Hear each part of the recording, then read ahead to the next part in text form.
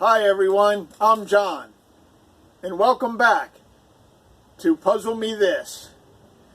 I know I said I was going to do updates every 3 months or so, but I ran into so many people that surprisingly have seen the first video, and they want me to do updates more often.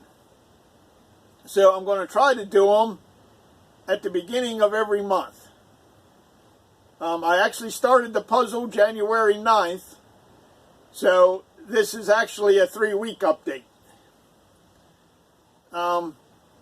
People that I run into that they're excited about the puzzle and ask about it, and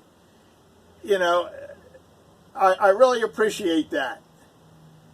And I guess the people that don't like it or have something bad to say just haven't said anything, and I appreciate that too.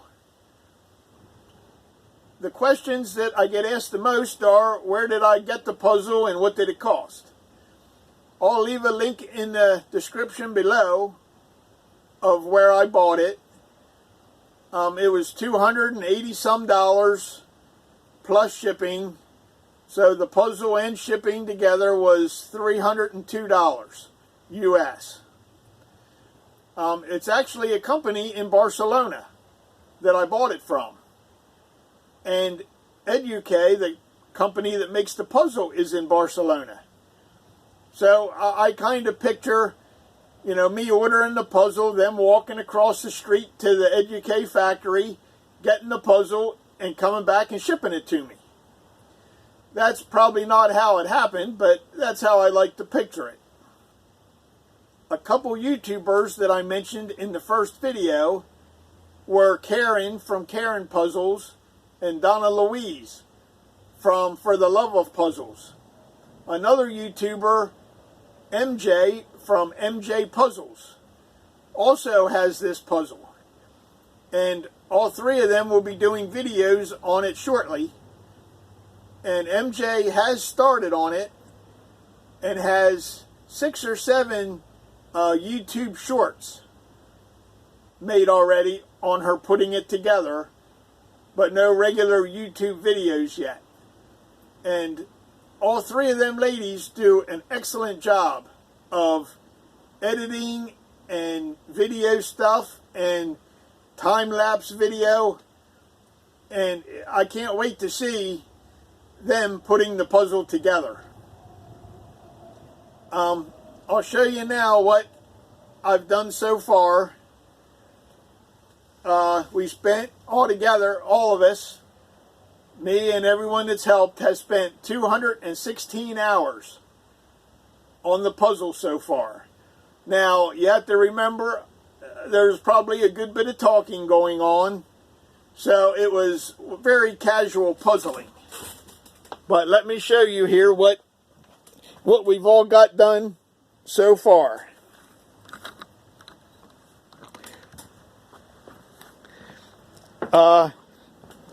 The different categories that I've separated so far into is bright red, brown, dark brown. These are buildings. This pile here is anything that is between dark yellow and light brown. This pile of cardboards is skyline. Anything that has sky on it, plus a building or a mountaintop, or anything that, in between the sky and the ground. These are all signs on here. Some of them have people have started putting together. There's 3 stop signs in the puzzle, and they're started. This big pile here is all sky and mountains. And this one, this cardboard just started here, and it's still here. It's got different things on it. There's 4 brick smokestacks. There's 2 sections of road. there's the London Eye, the Ferris wheel, the teapot that the water gets squirted into, the checkered cab, and an airplane up there. And then on this side, I have some brownish red colors, kind of like Ayers Rock type of color.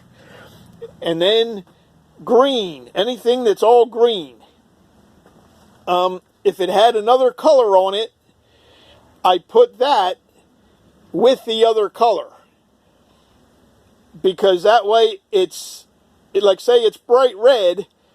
Bright red is only so many places in the puzzle. So that narrows down where that piece would go. Green pieces are all over the puzzle. You know, it could go at one end or the other. So I separated all the green pieces here.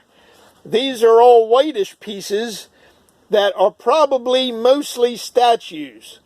You know, maybe the Mount Rushmore rocks, or the Jesus statue in Rio.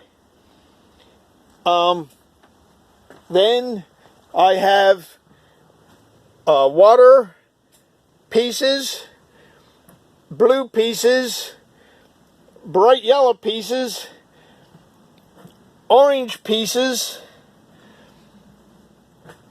the Eiffel Tower. I've separated some of them as I've gone through.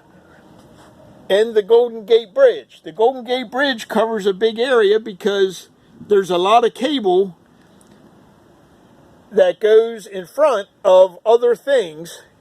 So that covers a good area. And then we have some littler stuff like the airplanes in the sky. And the sign-in book. When everybody comes, they sign in and sign out what time they came and went. And how I sorted was, I started at one end. I had 2 rows of puzzle pieces, 1 row on each side of the table. And I went through and started at one end on one side and worked my way up through. And I just kept turning pieces over. You know, started at one end and would pick out sky pieces, for example, and I just kept turning them over until I wasn't getting any more, and then I would move up a little bit and do it again. And my first time going up through and down through, I sorted out sky pieces, mountain pieces, skyline pieces, and signs. And I started at one end, came all the way up through, and then back down through. And Dad followed along behind me and picked out border pieces. I tried to pick out border pieces, but when you're looking for colors, you don't really notice shapes so much. So he went through after me and picked out the border pieces. So that the second time I went through and did the same thing, you know, every 6 inches or so, I'd just keep flipping them over till I couldn't get any more, and then I'd move ahead a little bit, do it again, and just did that all the way up and all the way down again. And the second time through, I picked out the green pieces, the buildings, the bright yellow pieces, the Golden Gate Bridge, and the Eiffel Tower pieces. And that time, Dad came along behind me. And each time I came up through and back down, you know, the first time and the second time, the rows would get smaller. So after the second time, Dad followed along behind me, and he separated all the pieces out like you see them laying here. All, you know, so I can see all the pieces, and turned them all face up. And the whole table was just covered, you know, like this is. And so that way I can go through them now and really get some pieces picked out. I'm starting, as I was sorting, Mom and some of the relatives were picking out border pieces. Now there's 81 pieces on each side and 518 pieces on the top and 518 pieces on the bottom. Now these pieces fit real loose, and it's hard to tell if you have them in the right place or not. And you know, we do have 518 sky pieces, so we have the right amount of sky pieces, but as you can see, there's some breaks in it because we just don't have them in the right place yet. Some of them we even turned upside down because they stamped the puzzles from the front. So sometimes it's easier to tell if a piece fits right if you're looking at the back. So we did that for some of them even, and it was still hard to tell. This end, we're missing 2 pieces, and we do have 2 pieces left. But I think those 2 pieces go in the bottom. So I have to count the bottom yet and see if that's where they go. This end is 81 pieces, and I'm fairly sure that that is all right. But I'm going through now, and I'm picking out water pieces, orange pieces,